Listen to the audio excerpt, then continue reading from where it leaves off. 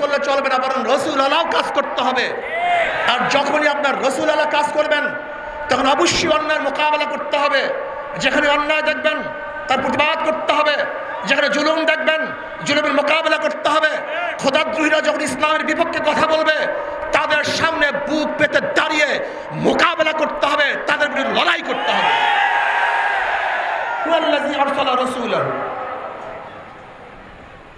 দেখেন, খুব ভালো মতো বোঝার চেষ্টা করে আমাদের সমস্যাটা কোন জায়গায়। আমাদের সমস্যাটাই আমরা বুঝি না। এখানে যারা আছেন, আমার ভুলও হতে পারে, কিন্তু এর মধ্যে 98% মানুষ আবেগী, বিবেকই খুবই কম।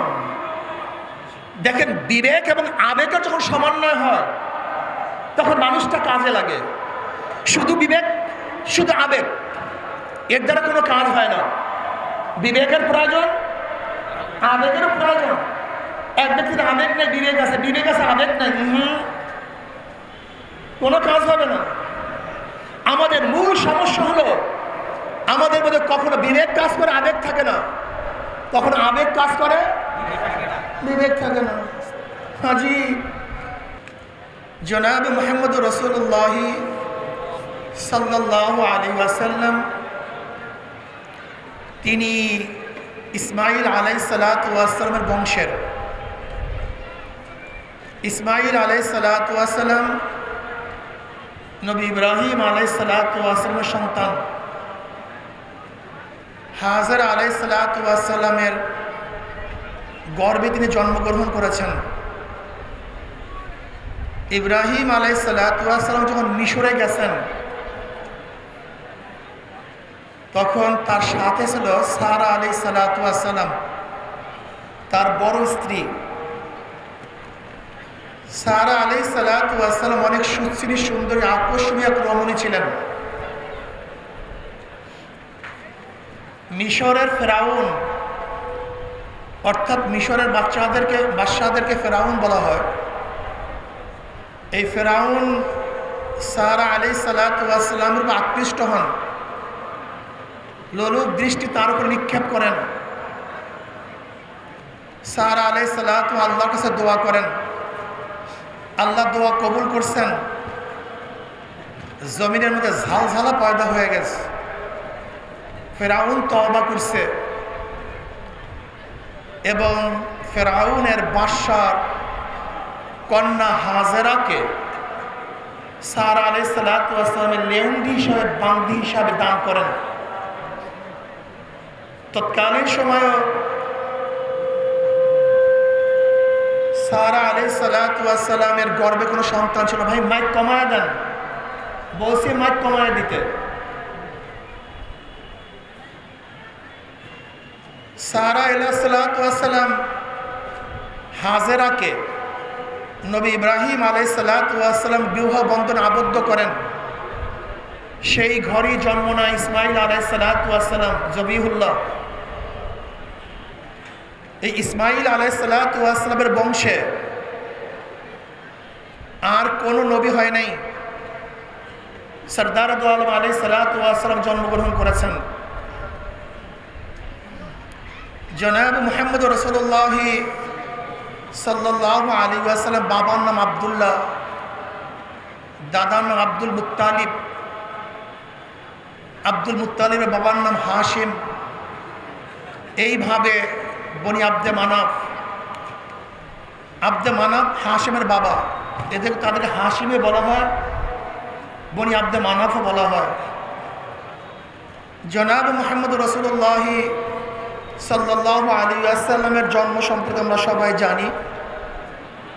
570 ঈসাই সালে তিনি জন্মগ্রহণ করেন। 610 ঈসাই সালে 40 বছর বয়সে নবী আলাইহিস সালাতু ওয়াস সালামের কাছে ওহী আসে। জনাব মুহাম্মদ রাসূলুল্লাহ সাল্লাল্লাহু আলাইহি ওয়াসাল্লাম ওহী দাওয়াত দেয়া শুরু করেন। আপনারা জানেন নবী আলাইহিস সালাতু ওয়াস সালাম ওহী দাওয়াত দেওয়ার সময় কত নির্যাতিত হয়েছিল, লাঞ্ছিত হয়েছিল, অপমানিত হয়েছিল। শিয়াবে আবু তালেবের মধ্যে 3 বছর অবরুদ্ধ করা হয়েছিল। নবী আলাইহিসসালাতু ওয়াস সালাম হেরেমের মধ্যে নামাজ পড়া অবস্থায় তার ঘাড়ের উপরে উটের পচা নাড়ি ভুঁড়ি চাপিয়ে দেওয়া হয়েছিল। নবী আলাইহিসসালাতু ওয়াস সালামকে এমন কোনো গালি নাই যে গালি দেওয়া হয় নাই। নবী আলাইহিসসালাতু ওয়াস সালাম তায়েফের ময়দানে দাওয়াত দেওয়ার পরে সেই তায়েফবাসী নবী আলাইহিসসালাতু ওয়াস সালামের উপরে যে আক্রমণ করেছে কম বেশি আমরা সবাই জানি। নবী আলাইহিসসালাতু ওয়াস সালাম হিজরত করতে বাধ্য হয়েছিলেন। জনাব মুহাম্মদ রাসূলুল্লাহ পরবর্তী সাল্লাল্লাহু আলাইহি ওয়াসাল্লামকে অনেক অফার দিয়েছিল কাফেররা, সমঝোতা করো, আপোষ করো, কিছুদিন আমাদের ধর্ম পালন করবা, কিছুদিন আমরা তোমার ধর্ম পালন করব, তুমি আমাদের ধর্ম পালন করবা। কমপক্ষে এতটুকু বলো যে কিয়ামতের ময়দানে সুপারিশের একটা এখতিয়ার ভূতের মধ্যে থাকবে, এই দেবতাদের মধ্যে থাকবে। শুধু এতটুকু কথা বললি আমরা তোমাকে আর খারাপ জানবো না, শত্রু মনে করবো না, তোমাকে আমরা আপন করে নেব।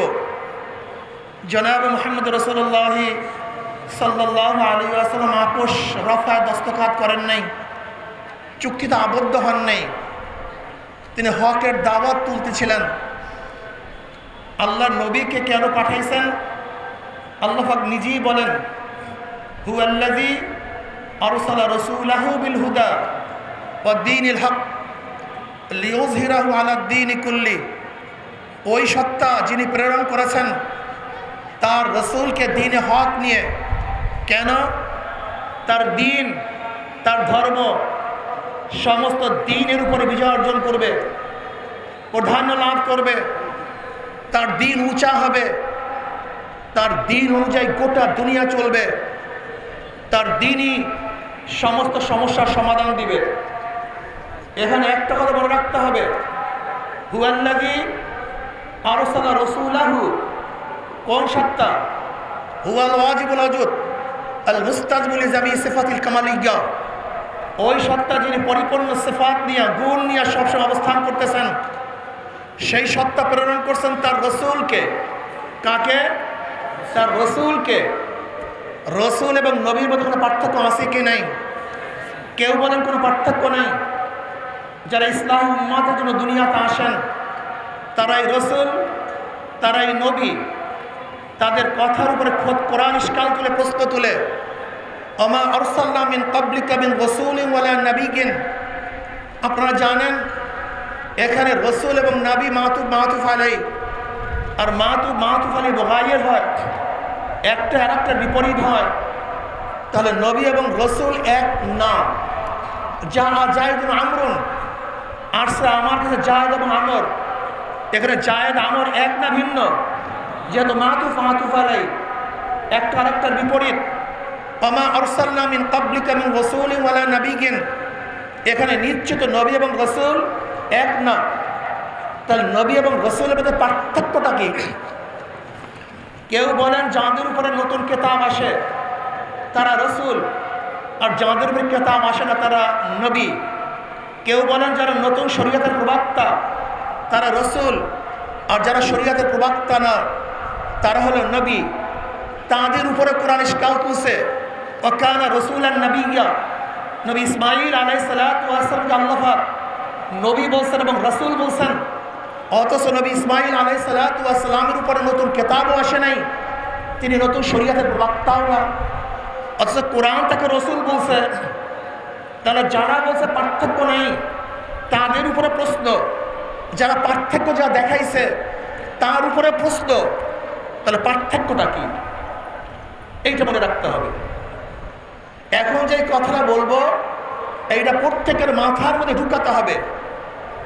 ইমাম ইবনে তাইমিয়া রাহমাতুল্লাহ আলাইহি বলেন, নবী এবং রসুলের মধ্যে পার্থক্য হলো সমস্ত রসুলদের উপরে জিহাদ ফরজ, সমস্ত রসুলদের উপরে নাহি আনিল মুনকার ফরজ, অন্যের মোকাবিলা করা ফরজ। কিন্তু সমস্ত নবীদের মধ্যে, সমস্ত নবীদের জন্য জিহাদ ফরজ না, অন্যের মোকাবিলা ফরজ না, নাহি আনিল মুনকার সমস্ত নবীদের উপর ফরজ না। কিন্তু যে রসুল হবে, চাই তার উপরে কিতাব আসুক অথবা নাই আসুক, শরীয়তের প্রবক্তা হোক অথবা নাই হোক, যে রসুল হবে তার উপরে জিহাদ ফরজ। তার উপর অন্যায় মোকাবেলা করা, নাহিয়ানের মুনকার করা ফরজ। হুয়াল্লাযী আরসালা রাসূলাহু, জনাব মুহাম্মদ রাসূলুল্লাহ সাল্লাল্লাহু আলাইহি ওয়াসাল্লাম শুধু নবী নন, তিনি রসূলও। কথা বলেন না কেন? তিনি শুধু কি, আমার কথা বুঝেন না মনে হয়, আপনারা সব চুপচাপ কেন? শুধু নবী, শুধু নবী, রসূল ও কাজী যারা নবী মুহাম্মদ সাল্লাল্লাহু আলাইহি ওয়াসাল্লাম উম্মত, তাদেরকে শুধু নবী আলা কাজ করলে চলবে না, তাদের রসূল আলা কাজ করতে হবে। কি কাজ করতে হবে? না শুধু নবী আলা, শুধু নবী আলা না কি ওয়ালা? নবীওয়ালা এবং রসুল আলা। শুধু নবীওয়ালা কাজ করলে উম্মাহ মুহাম্মাদের হবে না। হুয়াল্লাযী আরসালা রাসূলাহু, জনাব মুহাম্মদ রাসূলুল্লাহ সাল্লাল্লাহু আলাইহি ওয়াসাল্লাম যেহেতু রসুল, তার উম্মতদেরকে শুধু নবী আলা কাজ করলে চলবে না, বরং রসুল আলাও কাজ করতে হবে। আর যখনই আপনার রসুল আলা কাজ করবেন, তখন অবশ্যই অন্যায়ের মোকাবেলা করতে হবে। যেখানে অন্যায় দেখবেন তার প্রতিবাদ করতে হবে, যেখানে জুলুম দেখবেন জুলুমের মোকাবেলা করতে হবে। খোদাদ্রোহীরা যখন ইসলামের বিপক্ষে কথা বলবে, তাদের সামনে বুক পেতে দাঁড়িয়ে মোকাবেলা করতে হবে, তাদের বিরুদ্ধে লড়াই করতে হবে। হুয়াল্লাযী আরসালা রাসূলাহু। দেখেন, খুব ভালো মতো বোঝার চেষ্টা করে আমাদের সমস্যাটা কোন জায়গায়। আমাদের সমস্যাটাই আমরা বুঝি না। এখানে যারা আছেন, আমার ভুলও হতে পারে, কিন্তু এর মধ্যে 98% মানুষ আবেগী, বিবেকই খুবই কম। দেখেন, বিবেক এবং আবেগের যখন সমন্বয় হয়, তখন মানুষটা কাজে লাগে। শুধু বিবেক, শুধু আবেগ, এর দ্বারা কোনো কাজ হয় না। বিবেকের প্রয়োজন, আবেগের প্রয়োজন। এক ব্যক্তির আবেগ নেই, বিবেক আছে, বিবেক আছে, আবেগ নেই, কোনো কাজ হবে না। আমাদের মূল সমস্যা হলো, আমাদের মধ্যে কখনো বিবেক কাজ করে, আবেগ থাকে না। কখনো আবেগ কাজ করে, বিবেক থাকে না। হাজি দেখেন, এই দেশ এক সময় ছিল মুসলমানদের, এক সময় ছিল মুসলমানদের। 750-800 বছর পর্যন্ত মুসলমানদের দেশের শাসক ছিল। জিন্দা পীর আলমগীর রহমতুল্লাহ আলাইহি 50 বছর শাসক ছিল, এক নাগারে 50 বছর। দারা সুজা মুরাদকে হটিয়ে জিন্দা পীর আলমগীর রহমতুল্লাহ আলাইহি দিল্লির মাসলাকে 50 বছর শাসন করেছেন। ওনাকে জিন্দা পীর বলা হয় কেন জানেন? ওনার উস্তাদ, ওনার পীর মোল্লা জিউর রহমতুল্লাহ আলাইহি ইন্তেকালের সময় ওসিহাত করলেন, আমার জানাজার নামাজের ইমামতি ওই ব্যক্তি করবে যারা আসরের আগের 4 রাকাত নফল নামাজ কাজা হয় নাই। কে করছেন? আলমগীর রহমতুল্লাহ আলাইহি পীর মোল্লা জিউর রহমতুল্লাহ আলাইহি। কাফির হাজির, মুসাল্লা দাঁড়াবার ক্ষমতা কেউ রাখে না। তখন আলমগীর রহমতুল্লাহ আলাইহি বললেন, আমার এক গোপন ইবাদত ছিল, আমল ছিল, যা উস্তাদ জানতেন, আমার পীর জানতেন এবং আমি জানতাম, আর কেউ জানতো না। আজকে থেকে সে প্রকাশ করে গেছেন। এরপর আলমগীর রহমতুল্লাহ আলাইহি জানাজার নামাজের ইমামতি করেছেন। যে আসর আগের নফল 4 রাকাত নামাজ কাজা করেন নাই। আজকে যদি এখানে প্রশ্ন করি, 1 বছর নামাজ কাজা হয় নাই কার কার? কয়জনে হাত তুলতে পারবো? যদি প্রশ্ন করি 40 দিনের মধ্যে তাকবীরওয়ালা ছোট নাই কার কার? কয়জনে হাত তুলতে পারবো? যদি বলি বালেগ হওয়ার পরে মিথ্যা কথা বলি নাই, কয়জনে হাত তুলতে পারবো? যদি বলি হারাম, গিবত শিকায়ত হারাম, এই মাসালা জানার পরে কোনোদিন গিবত শিকায়ত করি নাই, কয়জনে হাত তুলতে পারবো? কয়জনে বলতে পারে রক্তের মধ্যে হারাম নাই, 1 ফোঁটা রক্তের মধ্যে হারাম নাই? কয়জনে বলতে পারবো? কয়জনে বলতে পারবো ফরজ তরক করি নাই? কাজে আপনার এবং আমার দ্বারা স্লোগান হতে পারে, কথা হতে পারে, ওয়ালা তাহিনু ওয়ালা তাহজানু ওয়া আনতুমুল আ'লাউনা ইন কুনতুম মুমিনিন। আজকে ইমানের খাতরা, ইমানের সমস্যা, ইমানের খাতরা, ইমানের সমস্যা। ওয়া ইয়াউমা হুনাইনিন ইন আজাবাতকুম কাসরাতুকুম ফালাম তুগনি আনকুম শাইয়্যা। আমরা কাসরাতকে প্রাধান্য দেই, আদিত্যকে প্রাধান্য দেই, যোগ্যতাকে প্রাধান্য দেই, কিন্তু আল্লাহর রহমতের ভরসা করি না, আল্লাহর রহমতকে প্রাধান্য দেই না। আজকে তোলাবাদেরকে বয়ান করলে তো তোলাবারা কথা শুনবে না। যদি প্রশ্ন করে রশিদ আহমদ গঙ্গুই রহমতের ইতিহাস কয়জনে জানো, তার জীবনী কয়জনে পড়ছ? রশিদ আহমদ গঙ্গুইকে কওমি ছাত্র অনেকে জানে না রশিদ আহমদ গঙ্গুইকে। যদি প্রশ্ন হাজী সাহেব রহমতুল্লাহ আলাইকে, আমাদের ছাত্র আমাদের তোলাবারা তাদের ইতিহাস জানে না। যদি বলি হুজ্জাতুল ইসলাম কাসিম নামতুর রহমতুল্লাহ আলাইকে, আমরা অনেকেই জানি না। যদি আহমদ আলী সাহরুখ রহমতুল্লাহর কথা বলি, আমরা অনেকেই জানি না। যদি প্রশ্ন করি বদরের ময়দানে জনাব মুহাম্মদ রাসূলুল্লাহ সাল্লাল্লাহু আলাইহি ওয়াসাল্লাম, তিনি তো বাহ্যিক কোন আসবাব নিয়ে বদরের ময়দানে হাজির হন নাই। তিনি তো যা কিছু নিয়ে এসেছেন হাজির করে আল্লাহর কাছে বললেন, আল্লাহুম্মা আনশিদ আহদাকা ওয়া ওয়াদাকা আল্লাহুম্মা ইন শি'তা লাম তু'বাদ। মাওলা হে, যা কিছু ছিল সব তোমার কাছে নিয়ে এসেছি। আমাদের সংখ্যার কোনো সৈন্য নাই, ঘোড়া নাই, তলোয়ার নাই, ঢাল নাই, নাই কোনো আসবাব, কিন্তু তোমার কাছে নিয়ে আসছি। আমার কাছে যা ছিল তাই তোমার কাছে নিয়ে আসছি। যদি তুমি ইচ্ছা করো আমাদেরকে ধ্বংস করতে, তাহলে তোমাকে ডাকার মতো কেউ থাকবে না, রুকু দেওয়ার মতো কেউ থাকবে না, তোমাকে সিজদা করার মতো কেউ থাকবে না, তোমার সামনে দাঁড়াবার মতো কেউ থাকবে না। ইন শি'তা লাম তু'বাদ। তুমি যদি চাও গোটা দুনিয়ার মধ্যে একজন আবেদ না থাকতে, তাহলে আমরা যারা আসছে আমাদেরকে ধ্বংস করে দাও। আর যদি চাও তোমাকে আল্লাহ বলার মতো লোক কেউ থাকুক, তোমার নাম জপার মতো কেউ থাকুক, তোমার সামনে দাঁড়াবার মতো কেউ থাকুক, তোমার সামনে নত হয়ে রুকু দেওয়ার মতো কেউ থাকুক, তোমার চার আঙ্গুল কপাল তোমার কুদরতি পার মধ্যে ঠেকাবার কেউ থাকুক, তাহলে আজকে আমাদেরকে বিজয় দান করো, আমাদেরকে ধ্বংস করো না। তিনি একমাত্র ভরসা করেছেন কার উপরে? আল্লাহর উপর। আমরা ভরসা করি কার উপরে? মানুষের উপর, আসবাবের উপরে। সমস্যা চিহ্নিত করেন ওলামায়ে কেরাম। জনাব মুহাম্মদ রাসূলুল্লাহ সাল্লাল্লাহু আলাইহি ওয়াসাল্লামের জামানার সাহাবারা কেন বিজয় হয়েছিলেন আর আমরা কেন বিজয় হতে পারছি না? এই চিহ্নিত করেন। যতক্ষণ পর্যন্ত তাকওয়া ভিতরে না আসবে,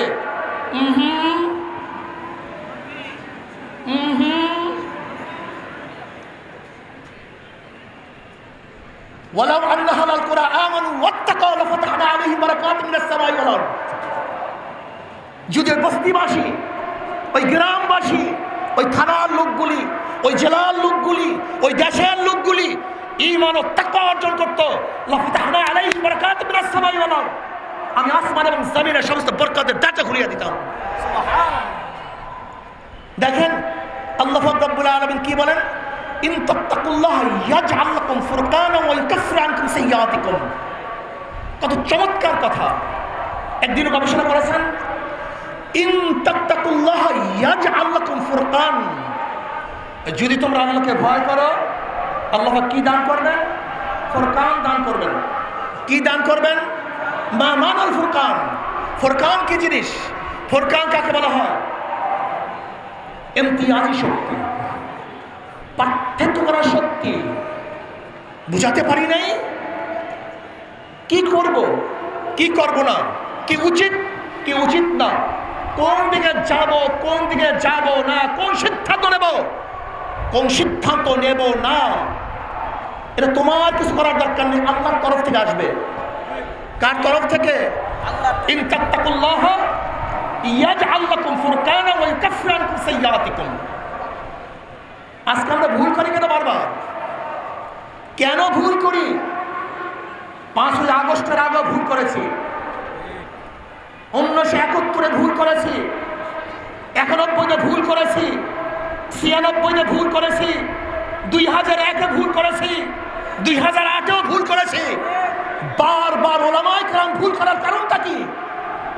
একদিনও চিন্তা করছেন এত ভুল কেন করি? এর কারণটা কি?